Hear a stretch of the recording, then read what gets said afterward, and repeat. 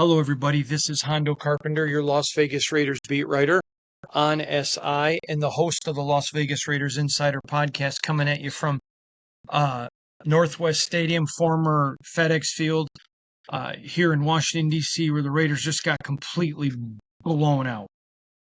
It was a 41-24 drubbing, and it wasn't that close. I'm just going to say this to you. I've always prided myself on being blunt, truthful with you, and that's just the way I'm going to be today. This is going to be kind of raw, and probably not as long as usual, for a couple of reasons. Number one, I expected the Raiders to lose this game. I said it when the schedule came out. I didn't like the fact they played on a Monday night, come across the country for a early Eastern game, as well as the Commanders having some extra time. Jaden Daniels went down, and I said a win would not shock me, but it would surprise me. What did surprise me is the way this Raider team just lost. They were outcoached, they were outplayed every single phase of the game. Special teams, offense, defense, everything goes. Now, there was a couple things that were good, but this was a complete blowout. I'm not even going to remotely try. There is no excuse to make for it. It was. And to their credit, nobody in the Raiders is making any excuses for it either. It was a terrible performance. They did not hit it all this week in practice. Pete Carroll said that's why they didn't have JPJ play, but that it's still an open competition with him and Kappa. But what I would tell you is the entire offensive line was poor. So if you changed out JPJ for Kappa or moved Meredith to where Kappa was and put JPJ at center, you're fixing 20%. You don't even know that you're going to fix it. But if you do, you're fixing 20% of the leakage on a boat that's sinking. So although I understand why people wanted to see other people get opportunity, and I certainly think that's a fair and germane question, that was Pete's answer. There are a couple things. Like Trey Tucker played really well. I know that there was a lot of criticism on the pass rush, but if you watch this game closely, Marcus was getting rid of the ball super quick like he did at Oregon. And it was really like Cliff Kingsbury took Chip Kelly's playbook when he was the coach at Oregon and said, okay, Marcus, we just want you to do what you did at Oregon. A lot of quick passes. When he did hold the ball, they were able to get to him. So I don't think the pass rush was as bad as everyone says it was. It was not perfect at all. I don't think that was as bad. Trey Tucker, I thought, was really good. Geno Smith ran for his life. Just literally ran for his entire life. In fact, I asked him about it after the game. Let me just very quickly say this. Geno was 19 of 29 for 289 yards, 0 interception, and 3 TDs. Again, 0 interceptions, but he was sacked 5 times. So I don't think Geno was as bad as people said he was either.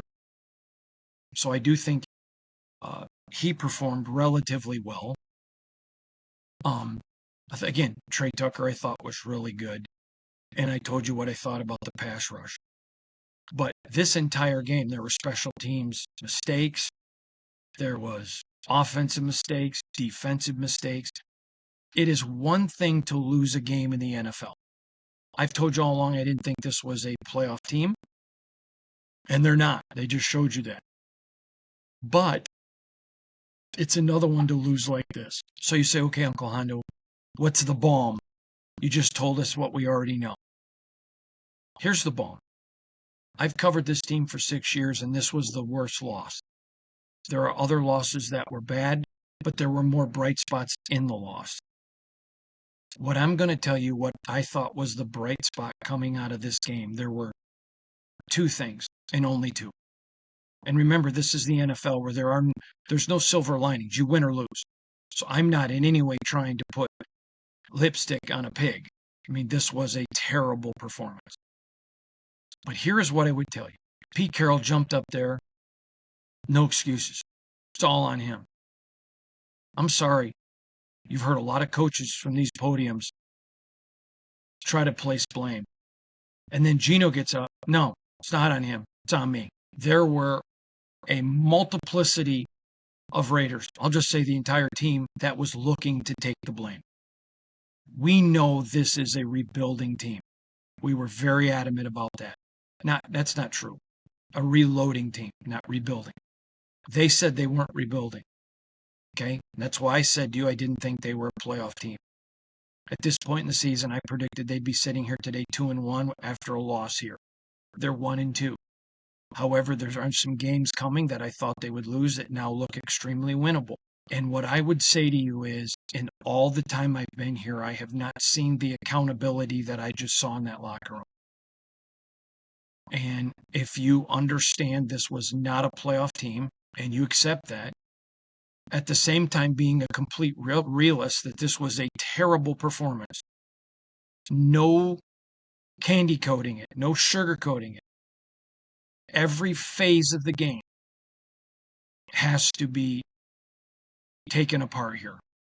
It was a complete butt whipping from Dan Quinn out coaching Pete all the way down to probably janitors. But when you look at these guys kept competing and fighting, which tells you there's no quit.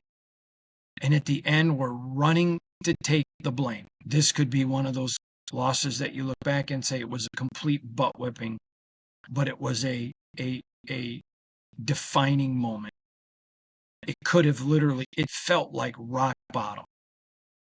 You're either going to see the trajectory go up or somehow find a way to sink. That's just not in the DNA of this team. And you know me, I'm going to be blunt with you. Terrible performance. There is nothing else to say other than this. And Raider fan didn't deserve this. I don't want to hear the excuses, traveled across the country and, on short time, and they had longer time, early game. Those are all legit for a loss. They're not legit for what you just saw. And Raider fan didn't deserve that. Totally give that absolute truthfulness. But what you have to, I think, recognize is these guys are ready to go right back to work. And they know this was not a good representation. They're not stupid, but they cared. That says something to me. Show me a person who's a good loser and I'll show you a loser.